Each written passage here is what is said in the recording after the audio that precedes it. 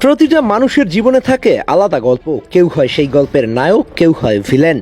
কাতার বিশ্বকাপে ফাইনালে ফ্রান্সের বিপক্ষে শেষ মুহূর্তে এসে কুলো মুয়ানির নেয় এই শটটির কথা মনে আছে আপনার? যা দেখলে এখনো গা শিউরে ওঠে। সেদিন যদি ইমিলিয়ানো মার্টিনেজ ওই দানুবীয় সেভটা না করতে পারত, তাহলে তিনি হয়ে যেতেন গল্পের ট্র্যাজেডিক ভিলেন। কিন্তু সেদিন তিনি আর্জেন্টিনাকে বাঁচিয়ে দিয়ে আর্জেন্টাইন ইতিহাসের নায়ক বনে গেছেন। আর তাই তো এবার তাকে নিয়ে রূপালী পর্দায় জনপ্রিয় ভিডিও স্ট্রিমিং নেটফ্লিক্স নির্মাণ করতে যাচ্ছে অনবদ্য এক সিনেমা, যে গল্পে উঠে আসছে শৈশব থেকে কৈশোর পেরিয়ে আর্জেন্টিনাকে বিশ্বকাপ জেতানো এক নায়ক ইমি মার্টিনেজের জীবন কাহিনী।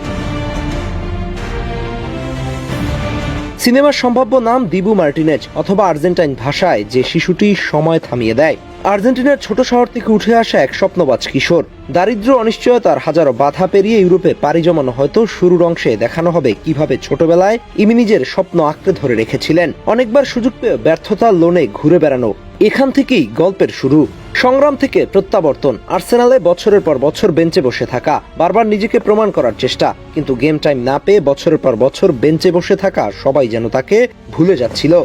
তখনও তিনি নিজেকে প্রস্তুত করছিলেন বড় কিছুর জন্য। তিনি কখনোই হাল ছেড়ে দেননি। অতঃপর আর্সেনাল ছাড়লেন, অ্যাস্টন ভিলায় পাড়ি জমালেন। এরপর বদলে যেতে লাগলো সবকিছু। নিয়মিত খেলার সুযোগ, আত্মবিশ্বাসের বিস্ফোরণ, স্কালোনির নজরে আসা। তারপর আর্জেন্টিনার নিয়মিত গোলরক্ষকের ইনজুরিতে জাতীয় দলে জায়গা পেয়ে নিজের জায়গাটা পাকাপোক্ত করা। তারপর আর পেছনে ফিরে না তাকানো। 2021 কোপা আমেরিকা জেতার নায়ক বনে যাওয়া। এরপর 2022 কাতার বিশ্বকাপে ইতিহাস গড়ার মঞ্চ। কোয়ার্টার ফাইনালে নেদারল্যান্ডসের বিপক্ষে পেনাল্টি সেভ। ফাইনালি ফুটবল ইতিহাসের সবচেয়ে নাটকীয় ম্যাচগুলোর একটি, ফ্রান্সের বিপক্ষে ফাইনাল। শেষ মুহূর্তে মুয়ানির সেই শট, আর ঠিক তখনই ইমির সেই অবিশ্বাস্য সেভ।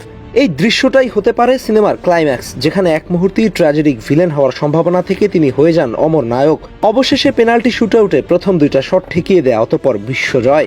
মূলত আত্মবিশ্বাস সবচেয়ে বড় ভূমিকা পালন করেছে। তবে কখনো কখনো বিতর্কিত আচরণ সামনে এসেছে, তবে সেটা মাইন্ড গেমে ভালো কাজে দিয়েছিল। কিন্তু সবকিছুর পেছনে থাকা জয়ের ক্ষুধা। তিনি শুধু একজন গোলকিপার নন, তিনি মানসিক যোদ্ধাও, যিনি চাপের মুহূর্তে নিজেকে সবচেয়ে শক্তিশালী করে তুলেছিলেন এবং আর্জেন্টিনাকে তৃতীয় বিশ্বকাপ জিততে সামনে থেকে সাহায্য করেছিলেন।